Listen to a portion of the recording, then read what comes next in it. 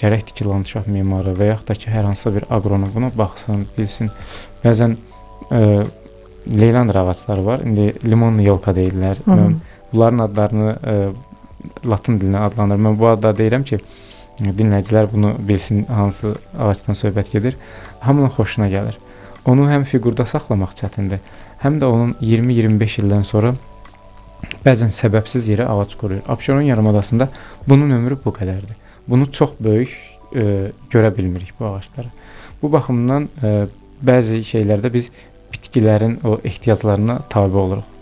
Salam, hər vaxtınız xeyir olsun əziz Planet FM dinləyiciləri. Siz Azərbaycanın ilk elmi maarifləndirici radiosuna eşidirsiniz. Zaman maşında səyahətimizə başlayırıq. Sizinlə mənəm Nigar. Və həyatımızın elə sahələri var ki, elmin, texnologiyanın inkişafı həmən sahələrin də inkişafına bilavasitə təsir göstərir və o sahələr elə sahələrdir ki, bəlkə heç sizin fərqinə varmadığınız, ağlınıza gəlməyən, məsələn, bu sahədə elmin inkişafının hansı prinsiplərindən istifadə etmək olar dediyiniz sahələr var. Onlardan biri də düşünürəm ki, landşaft dizaynıdır və landşaft memarlığıdır və bu mövzuda söhbət etmək istədik bugün sizinlə. Qarşıdakı bir saat çox maraqlı olacaq. Bizimlə qalın. Bugün həm söhbətim landşaft dizayneri və memarı Minbir Musayev olacaq. Minbir bəy, hər vaxtınız xeyir olsun, xoş gəlmisiniz. Təşəkkür edirəm ki, dəvətimizi qəbul etdiniz və gəldiniz. Çox sağ olun, minnətdaram. Xoş dəvətə görə sizə çox təşəkkür edirəm, kanalın əməkdaşlarına və sizin kanalın əməkdaşlarını və qalib Azərbaycan xalqını salamlayıram buradan. Bir landşaft memarı kimi çox xoş oldu ki, gəlib burada bir maarifləndirici iş aparaq. Bəli. Landşaft dizayneri və landşaft memarı. İstəyirəm bunların fərqini izah edəsiniz. Elə söhbətə bununla başlayaq. Nə ilə fərqlənir bu iki ixtisas? Landşaft dizaynerindən başlayaq. Birinci landşaft dizayneri əsasən belə deyək də, ümumilikdə hər bir ikisini də götürsə, ikisinə belə bir tərif verə bilərik ki, landşaft memarı və landşaft dizayneri təbiətlə insan arasında olan əlaqəni, hormonal əlaqəni funksional baxımından əlaqələndirən, yaradan bir peşə sahəsidir və çox geniş peşə sahəsidir bu. Landşaft dizayneri əsasən dizayna üstünlük verir. Bitkinin hara əkilməsi, hansı istiqamətdə durması. Landşaft memarı isə ərazinin torpaq strukturu, su varması və hansı bitkilərin hansı istiqamətdə əkilsə daha yaxşı olar, bitkilərin suvarılma sistemi. Memar bəzən tək bunlarla məhdudlaşmır, landşaft memarlığı. Bəzən sərt landşaft elementləri deyirik biz. Misal üçün, daruşqa yollar, səkilərin, piyada səkilərin, söhbətgahların harada yerləşməsi, hansı materiallardan düzəlməsi, landşaft memarı isə bu cür daha çox ixtisaslanır. Bəzən mənə belə gəlir ki, bunlar hamısı standartdır. Çünki şəhər ətrafı, belə deyim də, həyət evlərinin, bağ evlərinin, villaların əksəriyyətində baxırsınız ki, dizayn demək olar ki, bir-birini təkrarlayır. Bu niyə belədir? Yəni, eyni dizaynera, eyni memara etibar edirlər öz işlərini, yoxsa hal-hazırda tendensiya budur, zövq budur? Yəni, başqasında var, qonşumda var, qoy məndə də olsun prinsipidir. Yəni, niyə belədir? Əsasən nədən irəli gəlir? Landşaft və memarlığı dizayneri bizim ölkədə demək olar ki, son 20 ildə formalaşıb təşəkkül tapmaqdadır. Bu sahədə çox təəssüf ki, ixtisaslı mütəxəssislərimiz azdır. Bunlar da bəzən əl çatan olmur. Bu sahə necə formalaşdı? Xaricdən 2000-ci illərdən sonra xaricdən gələn eksotik bitkiləri gətirib satanlar həm də onu aparıb əkdilər. Həm də deyək ki, o işin icraçısı oldular. Belə-belə sonradan ixtisas üzrə kimlərsə misal üçün oxudu, öyrəndi. Amma o satıcılar bugün də aparıb, misal üçün dediyiniz kimi 5 dənə bağ verir, 5-ində eyni dizaynda düzəcək. Qazon, üzərinə yaşıl yolka, bu sanki standart bir şeydir. Bütün parklar, bağlar. Deyim də sizə, tam etlə döşənmiş həyət və sağ və sol tərəfdə 2 ensiz zolaq, süni qazon, küknar ağacları çox kiçik formada və əgər həyətdə hovuz varsa hovuz, yoxdursa bununla da məhdudlaşırıq. Ən yaxşı halda 1-2 gül kolu da görə bilərsiniz, ən yaxşı halda. O da ki, çox vaxt belə qulluq olunmayan və solmuş vəziyyətdə olur. Hətta yəni bunu biz özümüz yox, kənardan da çox belə aydın görünür. Bu fəsil, yay fəslində böyük bir layihə işlədik. Rusiyanın məşhur landşaft memarı Aleksey Zakurinlə biz Bakı şəhəri ərazisində yerləşən bir neçə parkları gəzdik, yerləşən bir neçə bağlarda olduq. Yekunda onun maraqlı bir fikri oldu. Dedi, müəyyən qədər maliyyə ayrılıb, müəyyən qədər iş görülüb, amma dizayn yoxdur. Standart, sanki kopyalanmış bir dizayn var. Bu da belə deyək, mən düşünürəm ki, bundan sonra bu sahədə əməkdaşları daha dünya dizaynlarından istifadə edib, özlərini təkmilləşdirib daha yaxşı işlərə nail olacaqlar. Məsələn, hansı bağı Bakı ərazisindəki hansı parkı bəyəndi bəs və hansı park haqqında həddindən artıq standartdır ifadəsini işlətdi? Bəyəndiyi və bəyənmədi belə top 5-liyi götürsək. 5-liyi götürsək demək olar ki, 1-2 bəyəndiyi park oldu. Misal üçün, düzdür, bəzi yerlər var, ora minimalizm üslubundan yığılıb, bu başqa. Amma bəyəndiyi bağlar, mən baxdım o bağların dizaynerinə, hansı ki, onlar yenə xarici dizaynerlər tərəfindən yaradılıb. Mən də ona təəssüflənirəm ki, bugün bizdə dizaynerlər fərqlilik gətirmək lazımdır mütləq bu sahəyə. Yəni, sünilikdən biraz təbiiliyə keçmək lazımdır. Minimalist üslub deyəndə, üzr istəyirəm, siz məsələn Mərkəzi Parkı deyək, o minimalist üslub demək olar, yoxsa yox? Heydər Əliyev mərkəzinin qarşısında salınan park minimalizm üsulundan, yəni bitki növ müxtəlifliyi çox az istifadə olunub, az bir bitkidən istifadə olunub. Əsasən qazon və bir neçə bitki və yaxud bir neçə heykəllərdən. Minimalizm üslubundan çıxmaq şərti ilə hansı ki, onun bəyəndiyi parklar, dediyim kimi, xarici landşaft memarları tərəfindən yığılıb. Bugün xarici landşaft memarları daha çox təbiiliyə üstünlük verir. Bizdə isə hələ ki, o süni bir variant var, o hələ də qalmaqdadır. Minbir bəy, mən bildiyim qədərilə ümumiyyətlə bağ, park anlayışında 3 əsas istiqamət var. Yəni, bu çoxdan belədir. Bəlkə də bir 200 ildir ki, belədir, yaxud da daha çox ola bilər tarixi. Ümumiyyətlə, Azərbaycanda landşaft dizaynının tarixindən də danışacağıq birazdan sizinlə.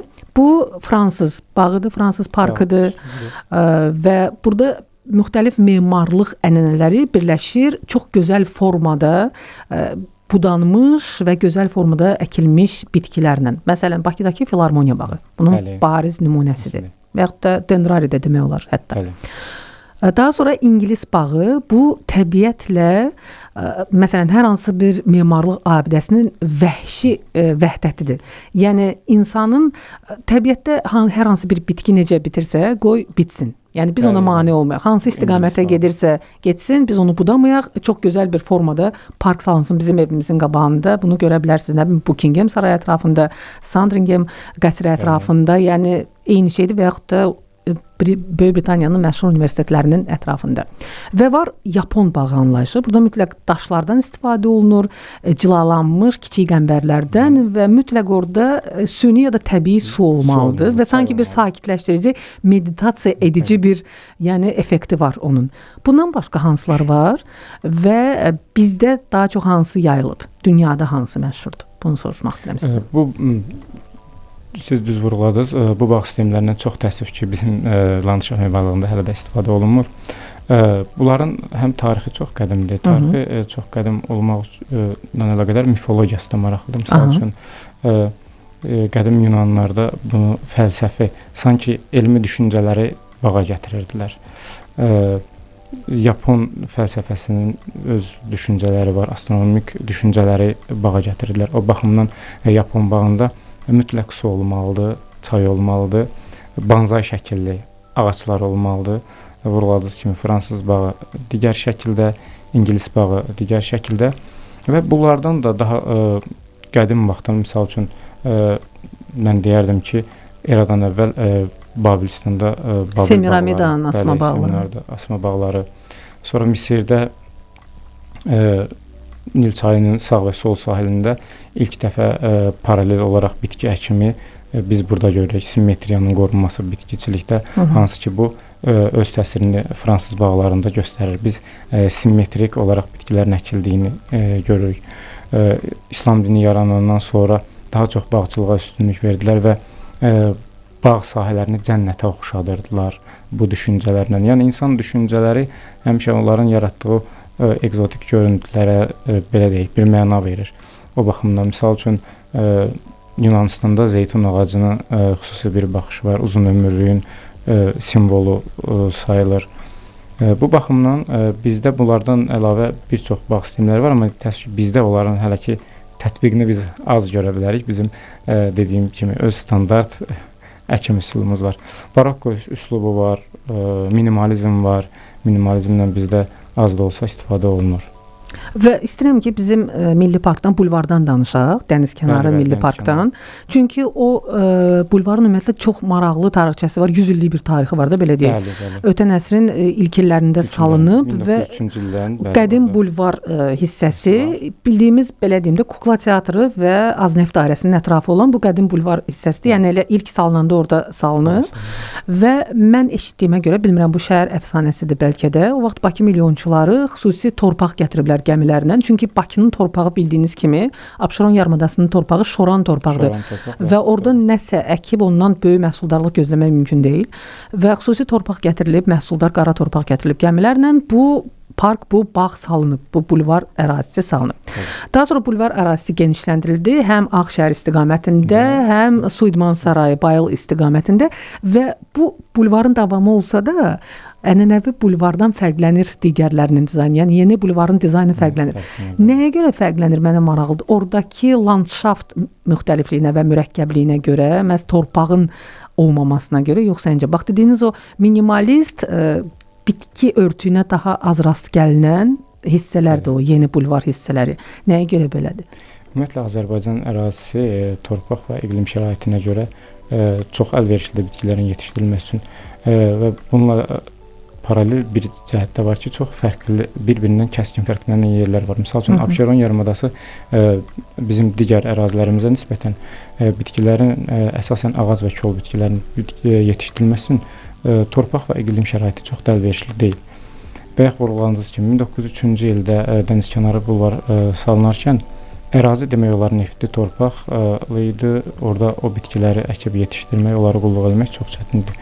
Təbii ki, bura çox böyük miqdarda torpaq gətirildi. Birinci ərazi landşaftın əsas strukturu olan bitkinin torpaq tək dayaq nöqtəsi deyil, həm də bitkini qidalandırıcı bir mənbədir. Torpaq strukturu düzəldildi, ondan sonra bitkilər əkildi. Bugünkü memarlığa gəldikdə isə bugün demək olar ki, 6 kilometrdən çox və səfərimizə 25 kilometrə bir yaxın məsafədə bugün bir məsafədə uzanır park. Əsasən Avropa üslubunu bura gətiriblər. Biz o memarlığa baxanda, landşaft memarlığa, sanki Avropa dizaynını bura gətiriblər. Amma onların burada qarşısını kəsən bir şey var. Burada bir çox bitkilərdən istifadə edə bilməyiblər dənizkənarı olduğu üçün. Dənizkənarı olduğu üçün bura məcburən hansı bitki dözürsə onu əkirlər. Orada bəzi bitkilər var ki, hətta gətirildi, əkildi, amma onlar sınaqdan çıxa bilmədilər. Çünki bu şəraitə, torpaq şəraitinə uyğunlaşsa da iqlim şəraitinə uyğunlaşa bilmədilər. Bu baxımdan bəzən orada bizdən asılı olmayan bir təbii şərait var. O imkan verməyib ki, orada daha çox bitkilərlə işlənsin. Rütubətli və çox küləkli hava şəraiti. Quru subtropik iqlim. Bəli. Təbii. Minbir bəy, bax biz ənənələrdən danışdıq, Yapon, fransız və ingilis bağlarının adını çəkdik, amma gəlin yaddan çıxarmayaq ki, Abşeron bağlarının da çox gözəl tarixi var və mən Bakı milyonçularının Bakı ətrafı, yəni o bağ mədəniyyətini formalaşdırmağını demirəm. Hələ ondan əvvəl də insanlar Bakı ətrafı qəsəbələrdə yaşayırdılar və bağ anlayışı var idi. Uşaqlığı Abşeron bağlarında keçənlər bunu çox gözəl bilir. Yəni Abşeron bağlarının olmaz ki, o ənənəni yenidən gətirək. Sarı, tərtəmiz qum. Yəni siz bunu Abşeron bağlarında uşaqlığı keçmiş bir neçə nəfərdən soruşsaz, yəqin ki, onlar deyəcəklər, təsdiqləyəcəklər ki, mənim babam qumu əliyirdi və tərtəmiz edirdi ki, biz orada ayaqyalın gəzə bilək. Yəni Çıngıldan, bu məlum məsələdir, dəniz kənarı torpaq olduğu üçün çıngıllıdır, çox xırda daşlı çıngıllıdır və yaşlı insanlar onu əliyirdilər ki, qum tərtəmiz olsun, yəni sapsarı tərtəmiz qum olsun, onun üstündə ayaqyalın gəzmək mümkün olsun. Bundan başqa Bakı bağlarının bir fərqləndirici xüsusiyyəti var idi. Ev dəbdəbəli deyildi. Bir mərtəbə, çox vaxt belə yarımtikili formasında evlər olurdu. Nəyə görə? Çünki məlum məsələdir, o yalnız yatmaq üçün istifadə olunurdu. Hətta yay aylarında damda ya da həyətdə yatanlar vardı. Miçətkən qurub yatırdılar. Bundan başqa külafi rəngi olurdu. Mütləq sərinləmək üçün hündür pləkanlı yer və üzəri külafi rəngi söz adlandırılmasına səbəb budur. Napoleonun papağına bənzəyir. Buna görə belə adlandırırdılar və meynələr, təbii ki, əncir ağacları və meynələr. Yəni Bakı meynəsi, Bakı üzümü mütləq o sarı torpağın üzərində üzərində yetişməli idi. Oradan istiliyini, bütün şirəsini almalı idi, orada yetişməli idi. Yəni talvar sonradan, bax o külafi rənginin üzərində ona qaldırılmış formada inşa olundu, amma meynələr məhz yerdə olurdu. Yəni üzüm tağları məhz yerdə olurdu. Bakının ənənəvi yəni bağları bu idi. Bağ anlayışına məsələn deyirdilər ki, yay fəsli başladı və bağa köçək. Bu idi yəni.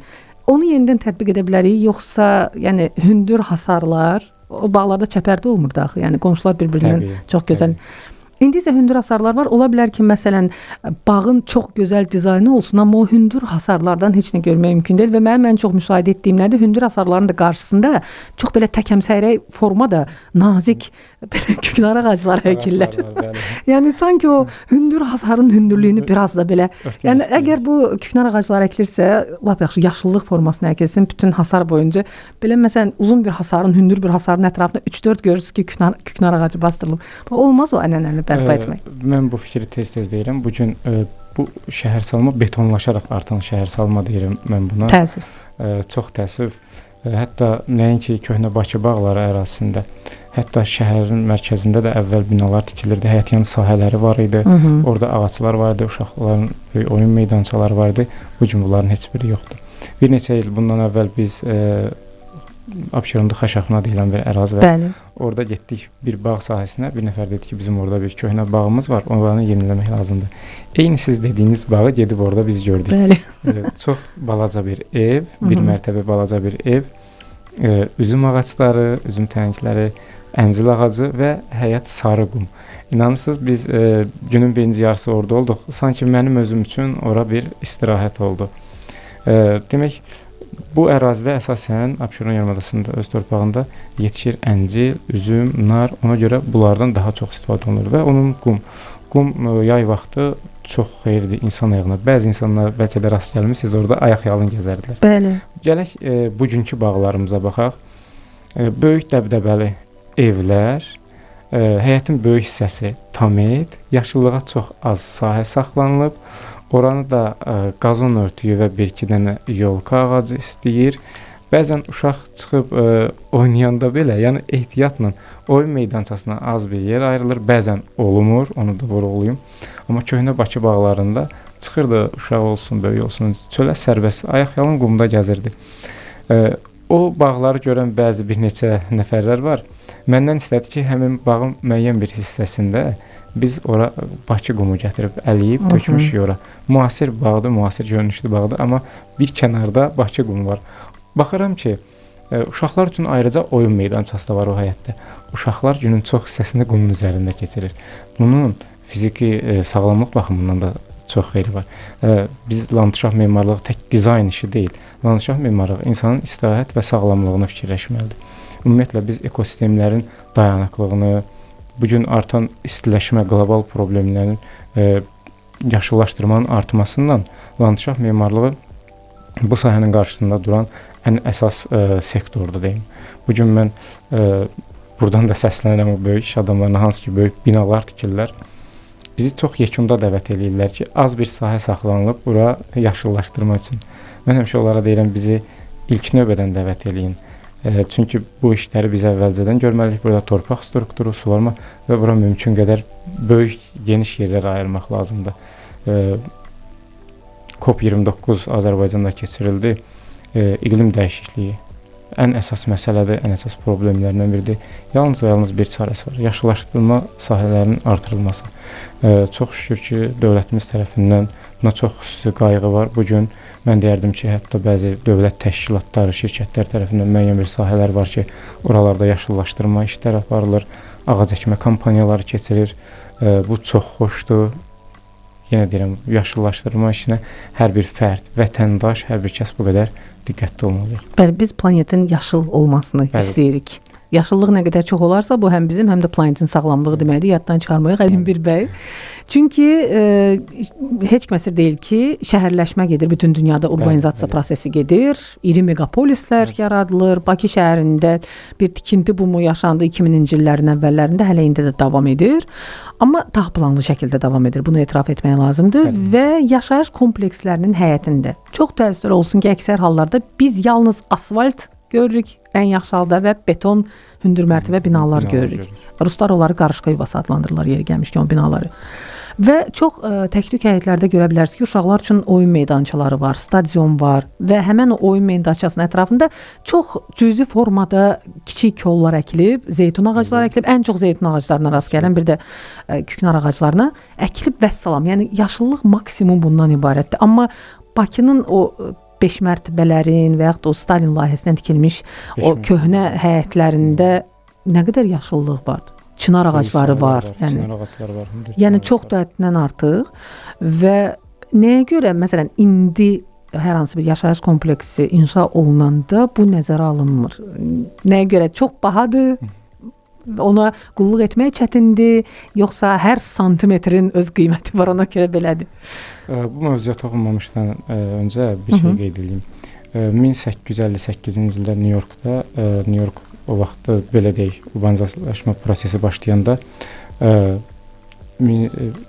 landşaft memarı, o vaxt dövrün məşhur landşaft memarı təklif elədi ki, böyük bir bağ layihəsi. Hətta 33 dənə layihə içindən seçildi. Frederikin landşaft memarının layihəsi New York mərkəzi parkı salındı. O ərazi bataqlıqlardan ibarət idi. O əraziyə torpaq gətirildi, böyük park salındı. Bu gün də hətta turizm kimi belə 4 milyondan çox ilə oranın ziyarətçisi olur. Az qala bütün Amerika Hollywood istehsalı filmlərdə görürsünüz onu. Bəli, ki, o parka getsin. Yəni bizim Bakı şəhəri balaca olmasına baxmayaraq bu qədər kifayət qədər parklar var. Amma yaşayış komplekslərinin özünə məxsus xüsusi belə parkları olmalıdır, nəzərdə tutulmalıdır. Çox təəssüf ki, çox az bir sahə ayrılır həmin sahəyə. Maliyyə də sahəsi kimi çox az ayrılır. Bəzən bizi dəvət edirlər. Mən həmişə deyirəm ki, sahibkarlara bizi ilk öncə dəvət eləyin. Biz buranın layihəsini, planını hazırlayaq. Uşaqlar üçün ayrı, böyüklərin oturub istirahət eləməsi üçün söhbətgahlar ayrı, asudə vaxtlarını keçirməsi üçün. Bəzən bina evlərində yaşlı insanlar var, hansı ki, onun qan təzyiqi dövrünü belə yuxarıdır. Onlar üçün çox vacibdir o kölgəliklərdə oturub istirahət etmək və həmin hissədə yürüyüş eləmək. Çox təəssüf ki, bu sahəyə çox az yer verilir. Mən təklif eləyərdim ki, buradan səslənirəm bütün iş adamlarına, əsasən bu komplekslərin həyətində bu sahəyə çox yer vermək lazımdır. Təbii ki, bitki müxtəlifliyi burada şərtdir. 2 il bundan əvvəl bir binanın həyətini bizə etibar edildilər tam olaraq. Dedilər ki, burada bütün bitkiləri sizin istəklərə uyğun əkilsin. Biz orada bir park saldıq. 2 il sonra mən yenidən o binanın həyətinə getmişdim. Ora baxan bir neçə əməkdaşımız var, bağbanlardan mənə yaxınlaşdılar ki, əhali hamı düşür, bu gülün adını soruşur. Bu kölla, bu güllə maraqlanır, bu ağacla. Yəni rəngarəng olur yazda o güllər. Hamı deyir, misal üçün adamlar var ki, gəlir deyir, ancaq mən bu hissədə oturum. Baxıb, sanki o psixoloji bir rahatlıq gətirir insanlara. Bu baxımından əvvəlki binalarda bu daha çox idi. İndi sanki insanlar onun kasıbçılığını çəkir, yaşıllıq görmək istəyir. Yəni bu betonlardan, bu binalardan biraz azad olub yaşıllıq görmək istəyir. Minbir bəy, hansı bitkilər Bakının iqliminə daha davamlıdır? Məsələn, mən ola bilər ki, hansı xarici ölkəyə gedim və yaxud da onlayn saytlardan görüm ki, filan bitkinin xarici görünüşü mənim çox xoşuma gəlir. Mən bunu kör-köranə alıb gətirirəm bura. Amma daha sonra məlum olur ki, uyğunlaşmadı nə mənim həyət yanı sahəmdə, nə yaşayış kompleksinin həyətində. Bunu necə bilmək olar? Siz mütəxəssislə məsləhətləşirsiniz bu baxımdan, məsələn, landşaft dizaynını yaradarkən, tərtib edərkən, o layihəni düşünərkən, yoxsa özünüz məlumatlısınız bu barədə? Yəni, bir landşaft memarının işi niyə bu qədər məsuliyyətdir? Çünki çox sahəli bir peşə sahəsidir. Bitkini bilmək lazımdır, torpağı bilmək lazımdır, ərazinin strukturunu, iqlim şəraitini. Təbii ki, bunu biz özümüz qərar verə bilirik. Çünki biz həm də bitkiçilik üzrə mütəxəssislərik. Əsasən şərqi Çin kökənli bitkilər var, hansı ki, onların yarpaqları yaşılır, yox, daha çox fərqli rəngdədirlər.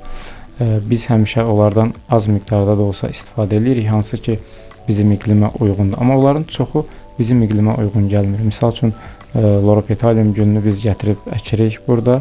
Müəyyən bir müddət keçəndən sonra torpağın pH dərəcəsi qalxdıqca, yüksəldikcə, yəni torpaq qələvləşdikcə, hətta onun bordo rəngli yarpaqları belə yaşıl rəngə çalır, yaşıl rəng çalar alır. Avropa bitkilərinin əksəriyyəti burada Avropadan gətirilən bitkilərin əksəriyyəti burada tutur. Amma şərq kökənli bitkilər onlarda niyə cəlb edicidir? Çünki onların yarpaqların, güllərin fərqli rəngləri var. Onları burada saxlamaq biraz çətin olur. Ən yaxşısı mən həmişə onu vurğulayıram. Bizim yerli belə deyək, mühitə uyğun gələn bitkilərimizdir. Misal üçün zeytundur, bayaq dediyimiz kimi Abşeronda daim olub zeytundur, əncildir, nardır. Biz bu gün zeytun və nar ağaclarından görürük dekorativ bitki kimi, hətta dekorativ bağların ortasında belə bitki kimi istifadə olunmağını. Bu daha çox effekt verir. Belə deyək də, yerli bitki ilə müasir dizaynı birləşdirdikdə. Əsasən gül kollarsa əksəriyyəti Abşeron yarımadasına uyğun gəlir. Nə yaxşı qalır bircə onları bura gətirib dizaynda tətbiq etmək.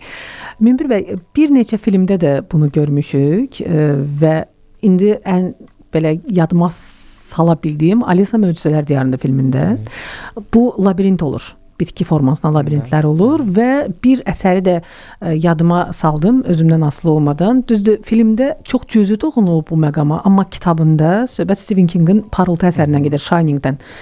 Kubrick filmdə çox az göstərib həmən o bağı, amma King kitabda bunu çox geniş təsvir edir və oxuyanlar bilir ki, orada Dan Torrance var, 10 yaşlı uşaqdır. Onun yəni 6-cı hissə çox güclü, intuitiv, parıltı adlanan qabiliyyəti var və inanın ki, bütün o kitabda ümumiyyətlə King Dəhşətlər Kralı adlandırılsa da, onun bir xüsusiyyəti var ki, yəni onun yaratdığı qəhrəmanlardan daha çox qorxursan, nəinki təsvir etdiyi paranormal hadisələrdən, yəni insandan daha çox qorxursan onun əsərlərində.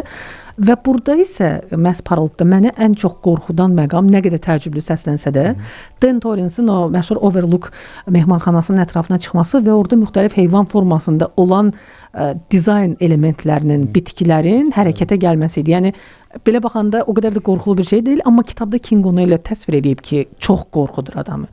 Bir vaxtlar doğrudan da dəbdə idi o. Məsələn, iri dovşan formasında kollar, nə bilim, tülkü formasında kollar, kirpi formasında kollar. Bilmirəm, bizdə bu yəni çox dəbdə olmadı. Mən çox az miqdarda gördüm, amma dünyada çox dəbdə idi. Yəni bilmirəm, indi də qalıb bu və bunun ümumiyyətlə nə mənası var? Niyə belə edirdilər yəni? Bu Avropada daha əvvəllər bundan istifadə olunub. Bizdə isə gələndə 2000-ci illərdən sonra bitkilər gələndən sonra, dekorativ bitkilər daha çox gələndən sonra başladılar müxtəlif heyvan fiqurları, hətta vaza forması, güldan forması, belə bitkilərdən yığmağa. Amma bitkinin öz xüsusiyyəti var da, bitki ona uyğunlaşıb o cür uzun müddətli qala bilməz. Çünki onun gün şüasının düşməyi, onun içəri hissəsinə havanın keçməyi bu bitkini sıxır. Müəyyən müddət sonra bitkilər tələf olduğu üçün qısa bir zaman keçdi. Biz gedirik bugün ağac dükanlarına, baxırıq ki, bitkilərin əksəriyyəti müəyyən bir formaya salınıb və o formada saxlanılır. Bu budama vasitəsilə o formada saxlanılır. Məsəl üçün adətən deyirlər şar forması bir bitki. Bir sərv ağacını əkiblər, bunu şar formasında kəsiblər. Axı bunun xüsusiyyəti deyil bu cür qalsın. Bunun xüsusiyyəti ki, elə gözəl görünür də. O deyirlər, əmlak görkəmi var onun. Yaxşı saxlayır. Çox maraqlı bir tərəfi var. Bunu da baha verirlər. Bu digər sərv ağaclarından da baha gedir bu fiqurda olması üçün. Əmtəə görkəmi də. Əmtəə görkəmi var, bəli. Müştəri xoşuna gəlir, alır, gətirir, onu 2 il o vəziyyətdə saxlayır, görür ki, yox, 3-cü il onu o vəziyyətdə saxlasa bitki məhv olacaq və təbii halına. Spiral şəklində ağaclara daha çox rast gəlmiyorlar, hətta bəzi parklarımızda. Bəli.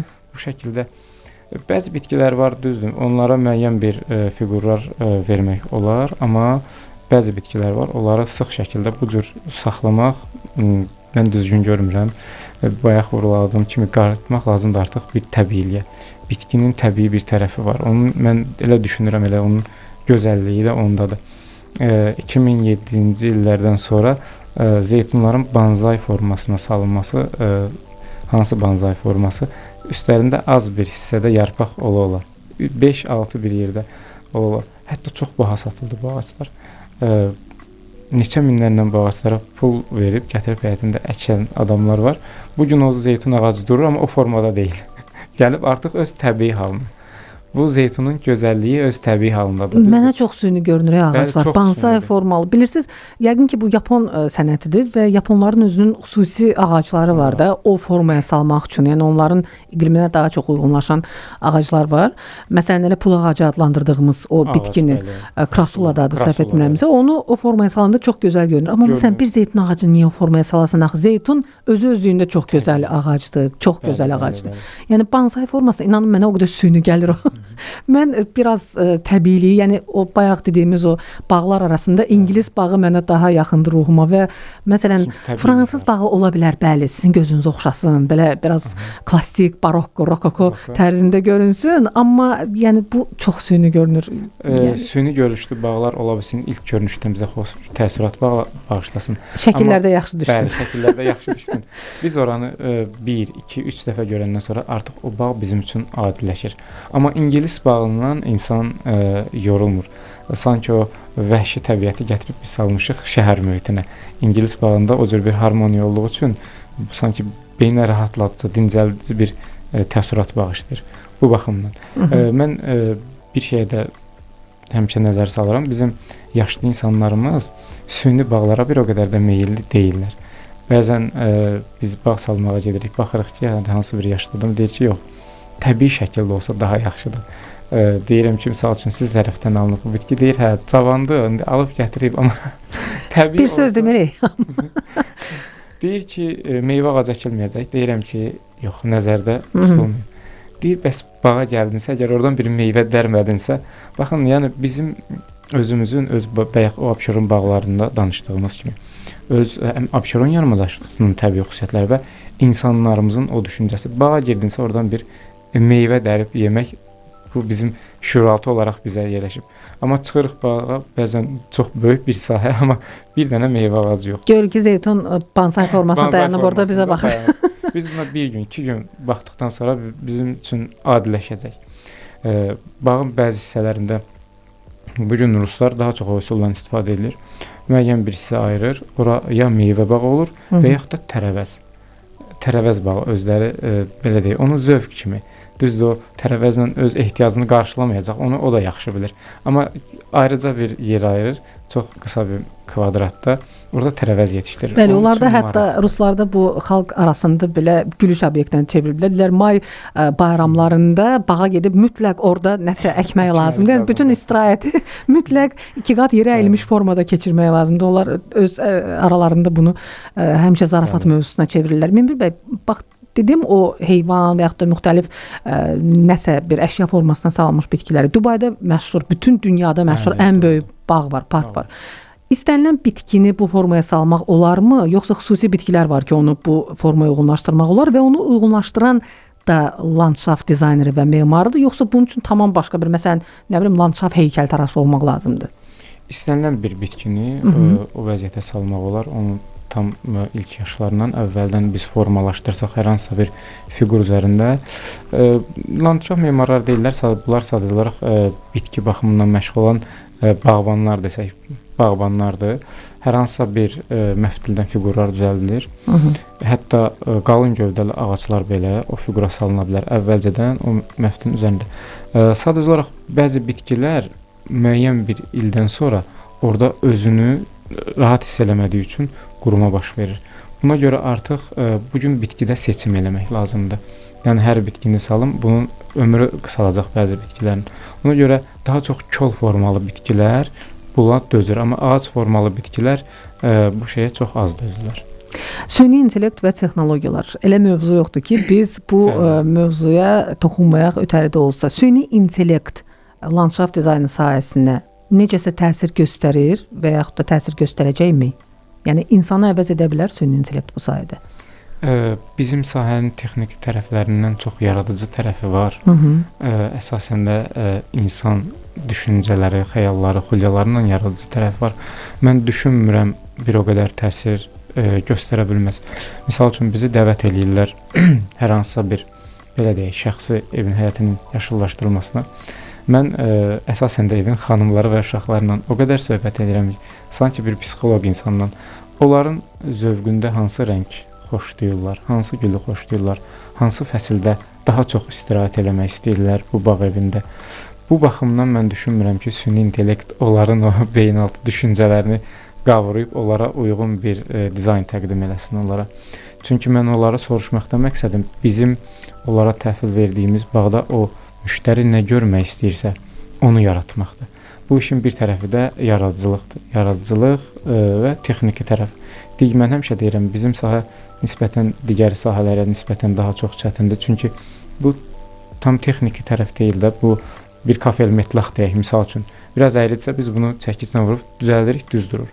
Amma biz ağac əkirik, 5 il yaxşı durur ağac yerində. 5 ildən sonra gəlir, hər hansısa görə bir xəstələnir. Bu ağacı gərəkdir ki, landşaft memarı və yaxud da ki, hər hansısa bir aqronom buna baxsın, bilsin. Bəzən leylandır ağacları var, indi limonlu yolka deyirlər.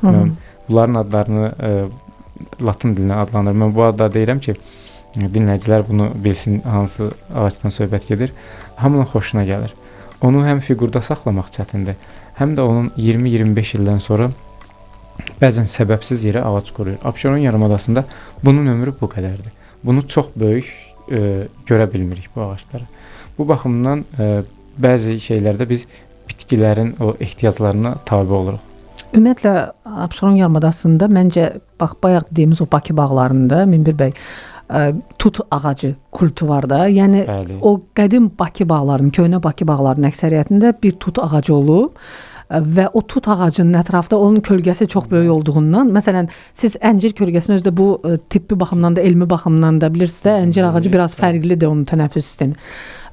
Və kölgələnməyə, daldalanmağa yer yalnız tut ağacıdır da, vəziyyətdən çıxış yolu. Ona görə də hər bağda bir gövdəsi çox yoğun olan, yəni uzun ömrü olan tut ağacı mütləq olurdu. İndi tut ənənəsi də Bakıdakı tut ağaclarındansa düşünürəm ki, Abşeron bağlarında olsalar tut ağacları daha yaxşı. Düzdür, tut bir xüsusiyyəti var ki, yetişəndən sonra biraz ətrafı çirklənir. Buna görə də insanlar çox vaxt sevmirlər. Onun üstəlik ləkə də qoya bilər, xüsusilə qara tutsa, xar tutsa. Və ona görə də amma bax o məhz bağ dediyimiz, o səhər yeməyini tut ağacının ətrafına ki, o skamya olurdu ya. Yəni üstündə 1000 dənə başqa yerdən gətirilmiş, yəni bir-birinə yapışdırılmış, Lego oyuncağı kimi yapışdırılmış, hazırlanmış skamyalar olurdu. Sınıq salğaq çox vaxt və orada əyləşib o səhər yeməyi yeyirdim. Bu ayrıca bir yəni ritual idi, bir ayin idi. Bu da var idi. Sizin bir landşaft dizayneri olaraq ən uğursuz layihəniz olub, nə mənada uğursuz deyirəm, sizin əslində könlünüzcə olmayıb, amma müştəri həmişə haqlıdır prinsipi ilə, müştərinin istəyini həyata keçirməsiz sözünüzdən asılı olmadan. Çox təəssüf olsun ki, müştəri həmişə haqlıdır və biz onun dediklərini yerinə yetiririk. Bu layihələrimiz çoxdur. Misal üçün, müştəri çağırır... Elə bilirdim, tam əksini deyəcəksiniz.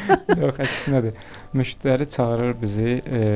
Mən ona təklif edirəm ki, burada bu olsa daha yaxşı olar, burada bu olsa daha yaxşı olar. Gələcək üçün bu bitki böyüyüb burada bu kölgəliyi verə bilər. Bu söhbətgah ətrafında bu bitki daha gözəl görünə bilər. Bəlkə də maliyyəyə görəmi, bəlkə də digər səbəblərə bilmirəm, amma nədənsə deyir, mən bunu görmək istəyirəm. Sadə, misal üçün, hər tərəf mütləq qazon, qazon örtüyü də biraz qulluq eləmək çox dəqiqlik istəyir. O da ki, peşəkar olmasa çox çətin olur. O da məcbur onu bir neçə ildən bir dəyişir. Mən istəyirəm biraz təbiilik olsun, bağın bir hissəsi meyvə bağ olsun, dediyiniz kimi tut ağacı olsun, onun kölgəliyində otur. Bəzən bağlar var, günortadan sonra o söhbətgah sizə gün düşdüyünə görə artıq siz oturub orada istirahət eləyə bilmirsiniz. Yəni, bağda oturub dincələ bilmirsiniz. Məcbur oturursunuz, içəridə kondisionerin sərinliyində dincəlirsiniz. Bəli. Bunu mən bağ kimi görə bilmirəm də, amma kifayət qədər maliyyə ayrılıb və bitki və kol müxtəlifliyi var, amma orada dincəlmək yoxdur. Çox təəssüf ki, bu hələ ki çoxdur. Çox az bir müştərilərə rast gəlmişəm, bizi dəvət ediblər. Söhbət əsnasında bizə deyiblər ki, bizim fikrimiz başqa idi, amma siz bizim fikrimizi dəyişdiniz. Bütünlüklə həvalə eləyirik sizə. Bəli, burada bizə həvalə eləyəndə mən bir təklifim olur ki, yazda bu gülü biz təkrar əkə bilərik, mövsüm gülə üstünlük veririk, hündür ağaclara üstünlük veririk. Bir də əsas məsələ var. Bugün bayaq tut ağacında da dediyiniz kimi payız vaxtı yarpaq tökülməkdən, yəni hamımız narahatıq. Həyəti çirkləndirir. Axı bəs bizim bu ruslar demişkən Zalatoy Osenimiz, bəs qızıl payızımız hanı? Bunu bağda mən çalışıram bağı biz o yöndən işləyək ki, həm 4 fəsli görə bilək, həm 4 fəsildə orada rəng görə bilək, həm 4 fəsildə orada gül görə bilək. Çox maraqlı bitkilər var, misal üçün bəzi bitkilər var, yarpağından əvvəl onların çiçəyi olur üzərində. Yapon heyvası deyilən bir bitki var. Fevralın axırı o bitki çiçək açır. Mən daha çox istifadə edirəm. Bizdə bütün Bakıda indi yapon əzgili çiçək açıb. Yapon əzgili. Bilmirəm, hava istidir ona görə yəni. Yapon heyvası bitkisi yazın ilk gəlişini bildirən bitkilərdəndir. Mən bu şeyləri daha çox üstünlük verirəm, amma hələ ki düşüncə yaşıl qazan və yaşıl yolkadır və çalışdığım odur ki, bu düşüncədən çıxardım insanları. Münbir bəy, o kölgə məsələsini çox doğru vurğuladınız. Məncə o bilirsiniz nə ilə bağlıdır? Bu da dizayn xətasıdır. İndiki bağlar, indiki həyətyanı sahələr necədir? Yəni mən əksəriyyətini nəzərdə tuturam da. Ola bilər ki, təbii ki, istisnalar həmişə var. 4-5 sotluq bir sahə və evi inşa edirlər həmişə. Siz məsələn həyətə daxil olursunuzsa darvazadan, həmişə evlə üz-üzəsiz və evin də arxa tərəfi artıq hasardır. Amma köhnə Bakı bağlarında necə olurdu? O yarımtikli formasındakı evi düz həyətin ortasında inşa edirdilər və günəşin hərəkətinə görə də özləri hərəkət edirdilər. Stolu götürüb keçirdilər kölgə olan tərəfə və buna görə də kondisionerli evdə oturmaq zərurəti yaranmırdı. Ümumiyyətlə kondisioner olmurdu. İndi isə ev həmişə bir istiqamətə baxdığı üçün siz onun arxasına keçə bilmirsiniz. Yəni kölgədə daldalanmaq üçün yer yoxdur. Bunu da nəzərə almaq lazımdır məncə. Bizi demək dəvət eləyirlər ki, bağ salınmalı. Çox gözəl gedirik. Baxırıq ki, demək olar hər bir iş qutarıb, yaşıllaşdırma üçün müəyyən sahə ayrılıb, ancaq ora qalıb. Mən hətta bəzən 4-5 sot deyil, 20 sot, 30 sot olan həyətlərə rast gəlirik. Hansı ki, bəlkə də evin özü orada 2 sot ərazini əhatə edir. Mən orada təklif verirəm ki, mənim ev bilirəm deyirəm artıq mümkün deyil. Amma ev burada olsaydı, bu cür olsaydı, burada bu ağac olsaydı, bu istiqamətdə bu ağac olsaydı, fikrimizlə razılaşırlar, amma onlar da özü görür ki, artıq bu mümkün deyil, bunu biz də görürük. Mən həmişə ona üstünlük verirəm və bu maarifləndirici işində onun tərəfdarıyam ki, biz artıq bu gün bilək ki, bax görürsünüz, bir ev tikmək istəyən kimi biz memarı dəvət eləyirik, lap fundamentini biz qazmamış. Onun bütün məsləhətlərini alırıq, onunla bir iş görürük. Bir bağ evimizi onunla birlikdə tikirik. Mən təklif edirəm ki, landşaft memarında düzdür, o ağac, o bütün tikinti işləri qutarandan sonra əkiləcək bildik. Amma landşaft memarında əvvəlcədən dəvət eləmək lazımdır. Ondan məsləhət almaq lazımdır ki, bu söhbətgahın yeri harda olsa, bu daha yaxşı olar. Biz söhbətgahlar tikilib, kənarında 40 sm məsafədə balaca kol bitkiləri üçün, gül bitkilər üçün yer qoyulub. Biz getmişik, indi deyir ki, mən burada kölgəli istəyirəm. Deyirəm, axı mən bura ağac əkə bilmərəm, çünki ətraf hamısı tam etdi. Düzdür, bir uğurlu landşaft memarı, bizdə landşaft memarının bəzən səhvən ancaq bağ dizaynına yönəldildilər. Bu tam əksidir. Biz gedib, bariz nümunəsi kimi, misal üçün Rusiyanı deyim. Biz Rusiyada gedib bu işləri görsək, memar ancaq evi tikir. Landşaft memarsa söhbətgahların, piyada səkilərinin hardan gedəcəyi, ölçünü hamısı landşaft memar verir. Bizdə landşaft memarları ancaq ağac və gül kol əkə bilir. Bu da dediyim kimi, o bütün iş ona hazır olandan sonra o hissə verilir ona. Bəzən o da burada əlacsız qalıb, ürəyi istəyən şeyləri yarada bilmir. Kölgəliklər deyim, istirahət yerləri, böyük hündür tut ağaclarının altında, hətta bəlkə də görmüş olardınız, çətkən olurdu. Bəli. Uzanırdılar həşəratlardan qorunmaq üçün. Karavat qoyurdular istirahət üçün. Bugün Avropa ölkələrində də böyük ölçülü ağaclarda asıllar, karavat kimi yerlənəcək. Bu şeyləri bizim bağlarda yarada bilmirik amma. Və İstanbul nümunəsində Münbir bəy, orada da çox maraqlıdır. Məsələn, dəniz sahilindəki o köşklər, onların arxasında belə deyim də meşəlik ərazidir, qoruq ərazisi kimidir. Sanki hər köşkün, hər villanın da belə deyim, həyətində də bir yəni bağı var özünün və arxada da müəyyən bir hissə bu köşkə, bu villaya aiddir və orada sanki bir bax o dediyimiz İngilis bağı ənənəsini qoruyub saxlayıblar. Həm gözəl görünür, yəni sahildən baxanda amfiteatr formasında Bakı kimi olsa da, amma yaşıllıqdır. Mən həmişə İstanbula nümunə çəkirəm. Biz 99-cu ilə qədər İstanbul şəhərinin memarlığına nəzər yetirsək, tam fərqli bir İstanbul var. 99-cu ildə orada baş verən zəlzələdən sonra İstanbul şəhərinin yenidən qurulmasında Avropanın 5 çox məşhur landşaft memarını dəvət elədilər ora. Onların, belə deyim, hal-hazırda eləməyinin nəticəsi də o gördüyümüz landşaft memarlığı. Görürsünüz, çox xoş təsir bağışlayır. Amma 99-cu ildən əvvələ baxsaq, İstanbulda o ağaclar, o parklar demək olar ki, yox idi. Yəni orada çox uzun tarixləri var onların, yox. Onların da 2000-ci ildən sonra da yaşları çox gəncdir. Nazım Hikmətin şeirində vardı. Tənha bir ceviz ağacıyım Gülhanə parkında. Yəni bu ağacların sayının nə qədər az olduğunu elə oradan başa düşmək olar. Minbir bəy, mən sizə təşəkkürümü bildirirəm. Çox maraqlı söhbət alındı məncə. Və verilişimizin ənənəvi sualı var.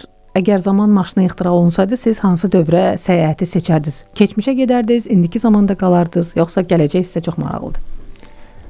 Bəlkə də bu işimdən əlaqədardır. Mən həmişə istəmişəm ki, eradan əvvələ görüm. Mənim üçün çox... Heç bir landşaftdan söz getməyən bir dövr. Yox, hətta landşaftın belə yaranması, misal üçün, bayaq vurguladığım kimi, Nil çayı ətrafında simmetrik bitkilərin əkilməsi üçün mənim üçün həmişə maraqlı olub o dövr, sanki texnologiyanın deməyib, biliyin pik bir nöqtəsi olub, mütləq olub. Biz bunu Misir piramidalarında görə bilirik, bayaq dediyimiz kimi, Babil asma bağlarında görə bilirik. Mən düşünürəm ki, keçmişə gedib o dövrü görərdim. Mən sizə uğurlar arzu edirəm səyahətinizdə və işinizdə də minnətdaram. Arzu edirəm ki, müştərilər çox vaxt sizi başa düşməyə çalışsınlar.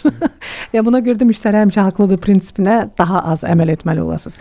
Minnətdaram sizə. Çox sağ olun, mən də öz minnətdarlığımı bildirirəm. Bütün Azərbaycan xalqına və bütün dünya yaşıl bir gələcək arzulayıram. Minnətdaram. Əziz dinləyicilərimiz, landşaft dizayneri və memarı Minbir Musayev bugün zaman maşında mənimlə həmsöhbət idi. Düşünürəm ki, hər biriniz üçün faydalı olan söhbəti dinlədiniz. Yenidən eşidilməyi ümidi ilə özünüzə və planetə yaxşı baxın.